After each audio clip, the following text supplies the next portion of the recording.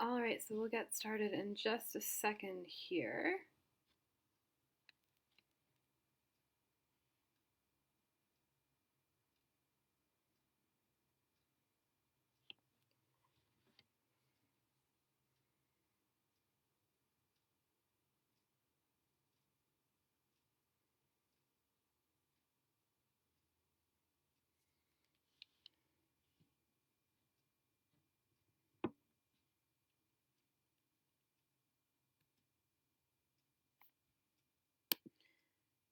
So yeah, we'll just give it another few seconds.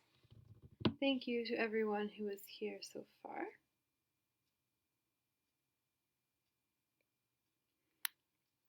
Just a couple of housekeeping items before we do get started. I'm expecting this to take about half an hour or so. Typically when I've done this before, we are all in a room together and we are all I have lots and lots of time at the end to run through a little workshop. Obviously, that won't happen, but I do encourage you, if you have any questions, please leave them in the comments below, and I will do my best to get back to you at that point. Or you can, you're also welcome to get in touch with us or get in touch with your home library if you have further questions about the use of this resource. So let's get started.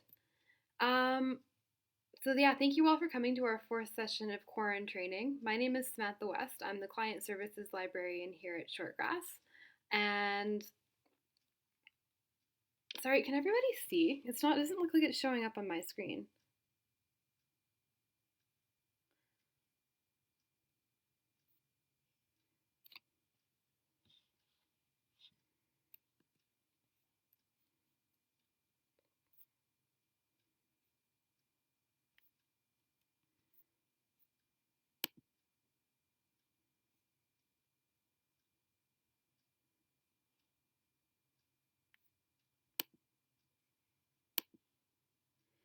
Okay, we are going to check on this because there should be a video. I have it all loaded and ready to go. So I'm going to check on this and see, and we'll go from there. So I'm going to close this one and I'll try and start another one in a minute.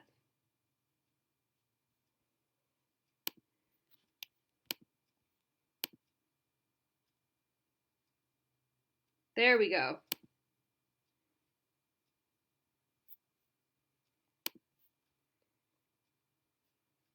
Ha. Okay. Didn't have the right button click. This is a... Okay, so we'll get started. Once again, thank you again for coming. Sorry for the technical difficulty. As I say, my name is Samantha West. I'm the Client Services Librarian here at Shortgrass, and I am so happy for all of you for tuning in. As I mentioned at the start of this, we should be going for about 25 minutes or half an hour or so of just me talking. And if you have any questions, please feel free to leave them in the comments below. I will also cop to doing this on a computer with one screen. I miss my office so much. So I might not always see your questions right away, but rest assured I will do my best to answer them during this session. So with that in mind, let's get started. So just briefly what we're going to cover today. We're going to talk about what Ancestry is and what Ancestry Library Edition is. There are some slight differences between the two. We're going to talk about available informations and collections that you can access through Ancestry, searching the database, some tips and tricks for doing genealogical research generally, and some additional resources. Also, again, there will be no workshop today. This is the workshop. Typically at the end of these sessions, I like to lead a little like hands-on session, but obviously that's not going to quite work out today, but I hope you all enjoy this anyways and get something out of it regardless. So let's get started for real. So what is Ancestry? So Ancestry is the biggest and most complete source of family history information online. Now, if there are records or documents available that are going to help someone uncover their family history, they're probably on Ancestry. You may have heard of other sources for family history research that you can use online, like FamilySearch.org or MyHeritage.com. And these do all have, like, all of these resources do have good content and are useful resources and are appealing because they're either free or they cost a lot less than Ancestry does. But none of them can actually beat Ancestry in terms of its sheer comprehensiveness. Like, there is no other resource available that has the number of records that Ancestry does. So it has access to Canadian and international historical records. They are an American company, but their records do span the entire globe. And for Canadians who would purchase a regular Ancestry subscription, which is separate from the one we're talking about today, but I did want to make note of this, there are two levels of access to Ancestry. So you can get a Canadian subscription, which gives you access to only Canadian records, or a world membership, which gives you access to everything in Ancestry's database, regardless of country of origin. Ancestry is also really great because it has allows you the option of connecting with other family history researchers. They have these super extensive discussion boards, which researchers can use to connect with other people doing research on the same people or families. And this, of course, can be super useful if you hit a wall and you just cannot find anything else on someone you're looking for. Rather than a bunch of people duplicating research and time, you're able to share, researchers are able to share what they've discovered with others and help people make connections that would otherwise have been impossible. It also includes tools for building family trees and sharing documents. So you have access to creating digital family trees. You can upload photos and documents from your own records that you're then able to share with other users, which is a feature that some people do enjoy. But the flip side of all of this, of course, is that if you've ever looked into getting a regular Ancestry subscription, it is super expensive. Paying for only 1 month of access to just the Canadian records is like 15 or 20 bucks. A full year of access to everything, so all of the international records, can cost upwards of $300. So, of course, this is part of the reason that Ancestry is so successful, right? Like, it has the option to it can offer so many resources because it can afford to buy so many. But for one person who's researching their own family, it can be exorbitantly expensive, which is where Library Edition comes in. So Ancestry Library Edition is essentially a membership that is licensed to our library or our library system instead of you as an individual. So our version of Ancestry Library System, or our account on Ancestry Library Edition, is Shortgrass Library System. And Ancestry Library Edition is great because it provides the most important of Ancestry's core services and collections, and all the records that are available to World membership holders are available to you. You can do all the research that you would be able to do as someone who owned their own paid account, but you're just using the library's account to do it. You can also read discussion among other users, but you can't participate. So those discussion boards that I mentioned at the top of the program, you can access all of that information, but if you have something really cool to share of your own, you maybe can't contribute that. There's also that family tree designer that we mentioned, the digital one. It's not available to users on the Library Edition, which for semi-obvious reasons, I think, like, you don't want people to be able to access your information. And honestly, for a lot of people, this is a fairly minor loss. A lot of people prefer to draw those out by hand or use different programs for those. You do have access to all the same help and learning resources. And the other thing I'd like to make note of is that typically, obviously we're in exceptional circumstances right now, but typically Ancestry Library Edition is only available to users who are using a library computer, like in the library, or logged on to the library's Wi-Fi. During the pandemic, if you're listening to this in the future, hello. But if you're listening to this afterwards, it's during the pandemic, Ancestry has made the Library Edition available to users at home. So that's been really, really great for people who are doing this research because, like, truthfully, what else are you going to do? So yeah, basically, Ancestry Library Edition has all the research sources and information that are there. You just don't get to use the fancier tools, but as we've mentioned, not a great loss for most people. So typical access.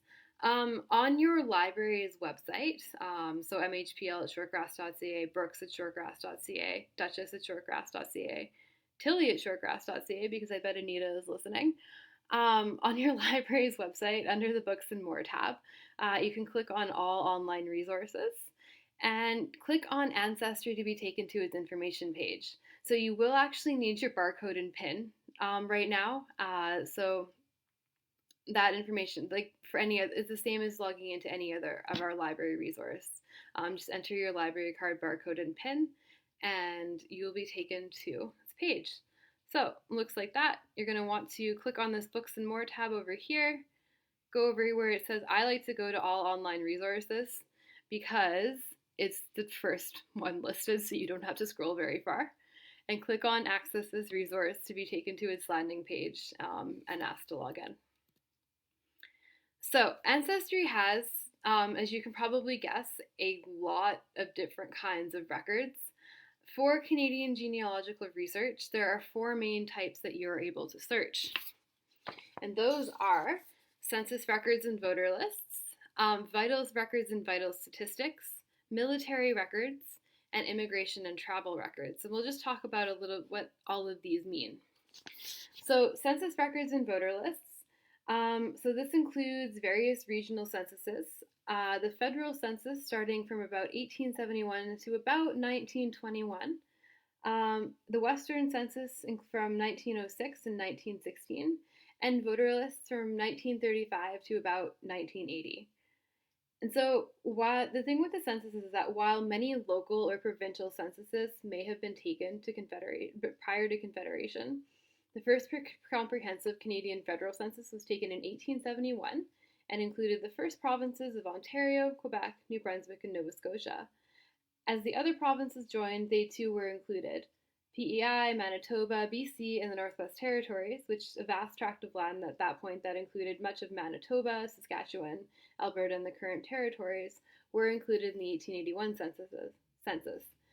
Censuses in Canada are generally publicly released 92 years after they were taken, and so I believe the most recent one to be released was the 1921 census in about 2013 or so. At least that was what it was when I wrote the script. So starting in 1906, a special Western census was taken, and this is really cool because it covered Manitoba and the new provinces of Saskatchewan and Alberta. And since it was intended specifically to keep track of the booming population rates of those provinces in the early decades of the 20th century, especially as regarding immigrant populations, it often provides more accurate and more precise details than the federal census. Additionally, since it was taken in the middle of the First World War, the 1916 Western Census also provides super valuable information about military service. It's also important to note that you are able to access voter lists through Ancestry. And these are not formal censuses, but they do provide basic information on all Canadians who are legal to vote in general elections in a given year, including name, address, and occupation. You can find at this point the voter list from Canada from 1935 to about 1980. So like I searched my parents and found them from the 80s, which was pretty neat. You might be able to find yourself depending on your own age. So they also have what are known as vital statistics. So these are birth, marriage, and death records. And they are, for anyone who does genealogical research, the backbone of genealogical research. So because vital records are held by the province and restricted to certain individuals, most of Alberta's vital statistics are not available on Ancestry. This does, again, vary province to province. So other provinces have provided indexes of individual records that are searchable in Ancestry, but this hasn't yet been done in Alberta. The third type of record available on Ancestry is military records. So Ancestry has a number of collections for those who served in the military at various conflicts and at various points in history. Of these, the one that is most frequently used is the Index of Canadian Soldiers in World War I. This collection provides the attestation papers for each soldiers, which were completed at the time of enlistment. So it would include things like, the person's age, where they were from, health, I think, and more detail. But so there can be really, really valuable information. If you do want more detailed service records, though, you do have to make a request through Library and Archives Canada, but this can be a really, really good place to start. The fourth major type of records that are available through Ancestry are immigration and travel records. So these would include things like ship passenger lists, so 1865 to 1935, any border crossing records that we have. And public access is only available to 1935. It's also really important to note that this is a really fun one because it's just like building people's hopes up and then being like, oh, by the way. But if your family arrived in Canada prior to 1865, chances of finding records of their journey are actually very, very slim because Canada only began keeping track of immigration in 1865 in the port of Quebec City, only Quebec City, but did gradually begin to add official documentation to other ports in the following decades. So at this point, I believe public access only goes up to about the year 1935. If your family arrived after 1935, an official request has to be made by the person who came themselves or by their next of kin, and you have to make that request to Citizenship and Immigration Canada. If you're looking for ocean arrival records, the easiest thing to do is to narrow down your categories from passenger lists to Canada to Canadian passenger lists 1865 to 1935. But just to throw another wrench into this, right immediately following World War I, so the years 1919 to 1924, they actually used a separate form just to keep track of that kind of that much immigration, that volume of immigration. So there is a separate collection for those years, which you can search as well if you do have family who might have come over at that time.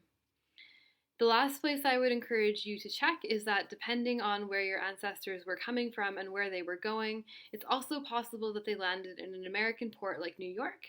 So checking American passenger lists and border crossings is something you might want to try as well. So those are the four main types of records. I also would like to point out Ancestry has this thing called card catalog. And so the card catalog is a complete searchable listing of all the collections that Ancestry provides access to, because those four main types do not begin to cover the volume of information that is contained on Ancestry. So this is a searchable listing, and you're able to filter by type of collection, by location, by date, and by language. Filtering by location Canada will provide you with information about every record collection pertinent to the country, and then you're actually able to further narrow it down by province if you choose to do so or need to do so. So a couple of collections that might be of interest to you here include the Canada City and Area Directories of 1819 to 1906. So that includes things like addresses, listings, and housing information. And the Canada Obituary Collection, which is fairly self-explanatory. Neither are comprehensive, but they may have some information that would be useful to your search. So the little example I like to give is that in theory, using these filters should let you find, for instance, all of the available English language military records for the province of British Columbia between 1887 and 1940. So you can get fairly specific with it, which then you later go in to do it though, and you find out like, wow, this is not specific enough at all. So to access that card catalog, you're going to want to click search on the top menu bar and then click on card catalog, and it brings up this listing of all the different collections that are available to you. So if you look at it, you can see things like the 1911 England census, the 1850 United States federal census, the registration and marriage index for like the past 100 years in England and Wales. So there's all kinds of information like from across the globe. It's available to you through Ancestry.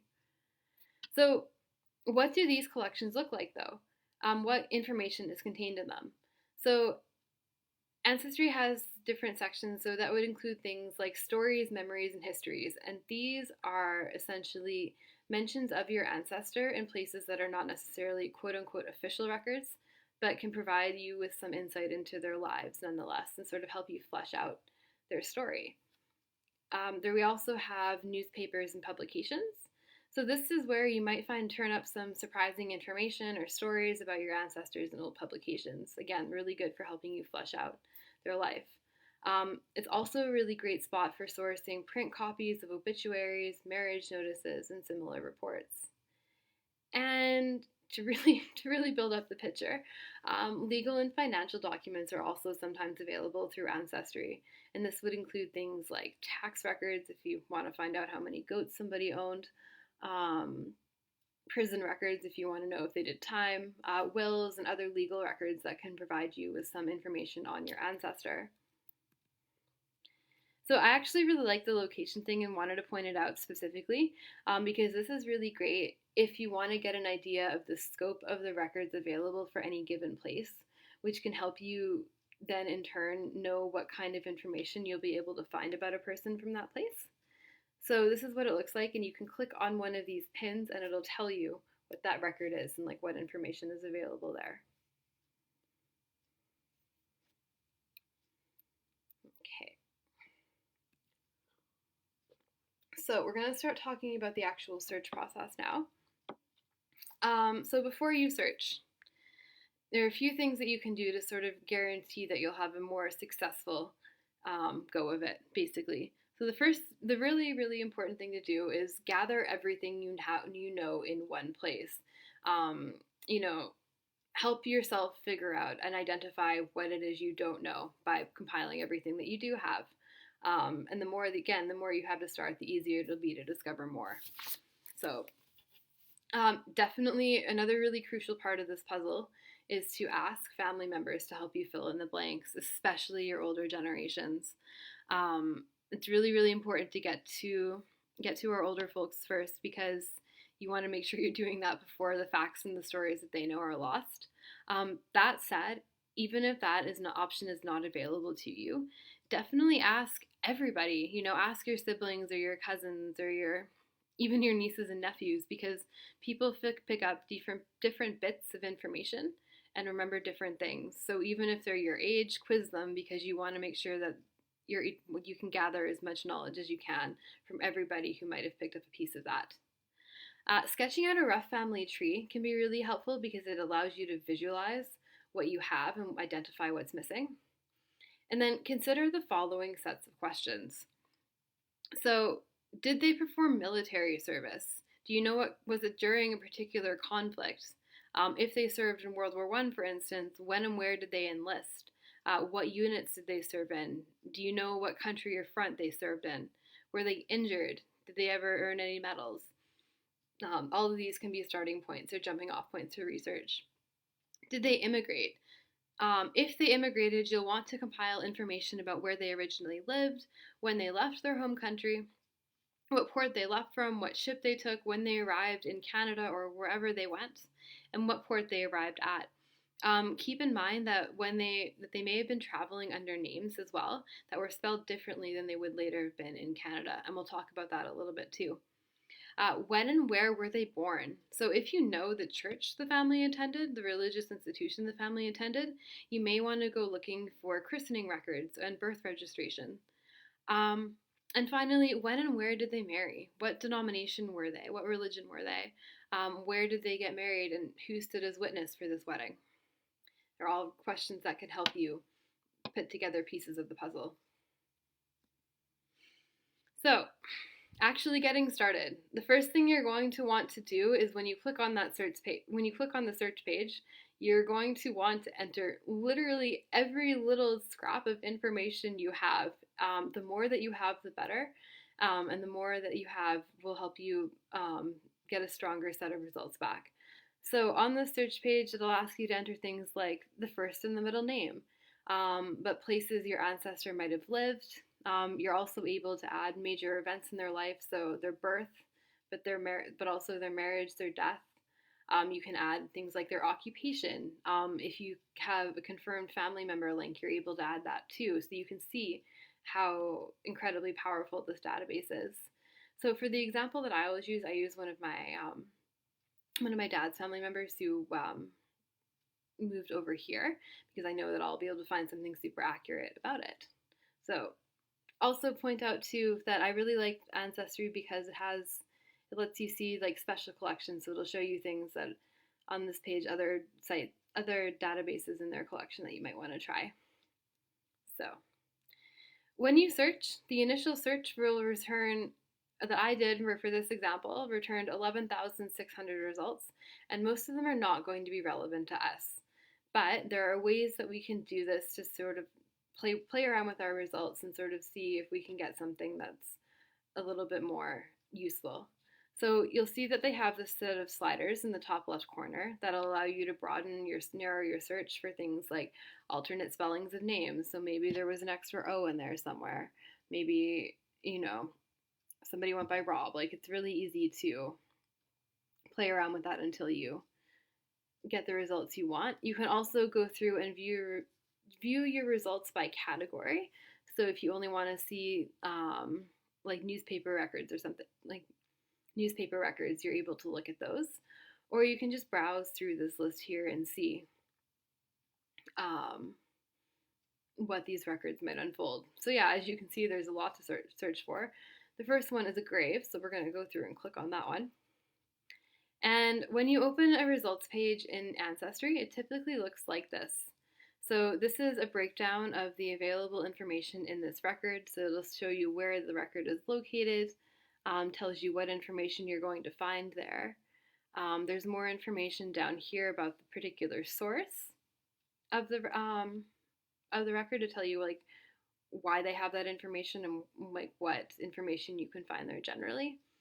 And it also has over here the algorithm will pull some suggested records for you to browse through that it thinks might be relevant to your search. The last thing I'd like to point out is you are able, in normal circumstances, to send your records home to yourself for future browsing. So again, typically when you're using Ancestry, you are not able to use it on your home device. You have to be in the library space or using library Wi-Fi. So there's a couple of things that you can do, though, to make sure that you're not losing all of this information and having to start from scratch every time you open the site. The first thing you might want to try is send the record home to yourself, so you're able to access it later on your home computer. It's something to note is that you won't actually be able to access the rest of the Ancestry site if you're not on your library computer, but you will still be able to open that record up and just print that single individual record. You're also able to view it as a printer-friendly document, which I find really, really handy. You can open the record on a printer-friendly page that you're either able to literally print from the library computer or to save it as a PDF. Practices for this, of course, will depend on what browser you're using. But the thing I really want to highlight about this is that it's not like adding things to your online shopping cart. You actually have to physically do this, go through this process with whichever or every single record that you would like to keep. You have to remember to do that. And I want to make this very clear. If you don't remember to do that, you're going to have to go back in and find that later. And we all know that that can be a massive pain.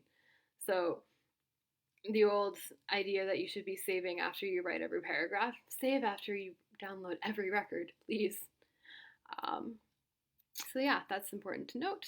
And of course, again, you'll always be able to find that link to save it in the bottom right corner. And it'll pull up a record that looks like this. So just a few tips and tricks about searching or performing genealogical research. The big one, of course, is to be very flexible with your dates.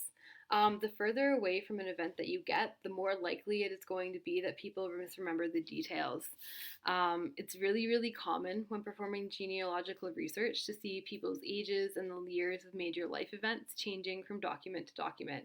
So, if a census taker came around and somebody else in the family or, a neighbor answered the questions about the household, it's actually very reasonable to assume that they might not have remembered the precise dates for everyone's birth date. And of course, as well, the further away you get from a historical event, like a wedding or a christening, the greater the possibility of error, somebody just misremembering the date. It's really, really useful to you when you're going through it to not be stuck on, oh, this person was born in 1926, and I will not hear any hard tell about it, especially, and this does hold true the further back in time you get as well, right? So Don't discount something just because the birth date is a couple years off of what you thought it was or what you think it is. Be really creative with your spelling. So spelling of names is actually not, both given and family, has not always been standardized. And depending on things like accents and what the record keeper was used to hearing, variations might exist. Something that's useful to do is to say the name out loud and try and work out all the different ways it might be spelled phonetically. Vowel sounds especially were subject to alterations due to different accents and what the record creator was used to hearing. So vowels especially were often recorded in different ways, while consonants and hard sounds tend to be more stable than vowels. So just like with dates, be really flexible and don't get hung up on what the current spelling is or what it was supposed to be. And just pursuant to that, Ancestry has this really neat feature called wildcard letter replacements, and when you're searching for somebody's name, this will help you sort of expand and be more flexible with your dates. So that you can use a question mark symbol if you're unsure of a single letter in a name, or an asterisk to replace up to 6 characters. And these can be used in combination, which can be really, really handy depending on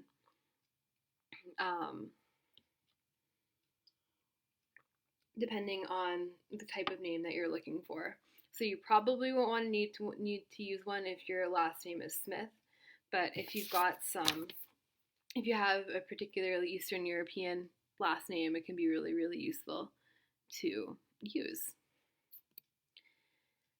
Also, make sure that you are double checking your transcription against the scan of the original record if you're looking at a document. So just because of the sheer volume of records in Ancestry's database, a lot of the transcription work is actually outsourced internationally, and errors tend to abound when it comes to accurately describing what is on the record. And this, of course, is because a lot of the people who are working on these transcribing these records don't speak English as a first language, and also because a lot of the time historical handwriting is incredibly hard to read. I'm sure we've all seen the letters and just like peered at them just uncomprehendingly. So even for any native English speaker, it can be really difficult to parse out.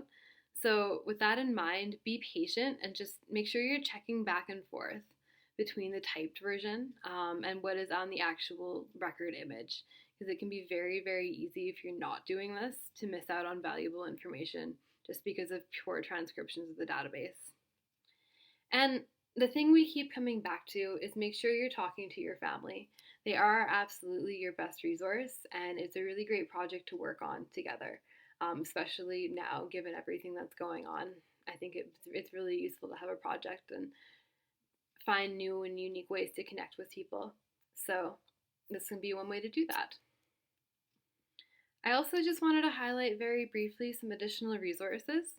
So Ancestry.com, first off, has a learning center that's actually really, really full of useful articles and guides that go into much greater detail than I'm able to on how to effectively perform family history research using Ancestry. They are able to help walk you through the different kinds of records, how to read these records, and how to really take your research to the next level. So if you're feeling stuck or frustrated, definitely take a look through their learning center. You'll often be able to find the answer you were looking for in one of their articles or guides. A couple of other things I wanted to point out. If you search for Ancestry's Library Edition LibGuide, it's basically a collection of helpful tutorials that people have accumulated on a site. And if you go on YouTube, actually, and search for Ancestry Library Edition, there are some really, really handy tools on there for using the resource. And lastly as well, another thing I would like to point out is our Gale Courses resource actually does have a genealogy basics course, which leads you through the process of getting started with genealogical research. It's free if you have a library card. And the courses run about 6 weeks. They usually take about 3 hours to do per week. They upload 2 sessions, and you can basically do it at your own pace. You can return to it as often as you need to, and it's a really, really great tool that's available to you as well. So, with that in mind, That is basically it for me. I will leave this up for another couple of minutes just to see if anybody has any comments or questions. If you do have something that you think of later, definitely feel free to get in touch with us via this Facebook page. Definitely feel free to reach out to your local library staff. I'm sure they'll be really happy to help you. And thank you so much for coming.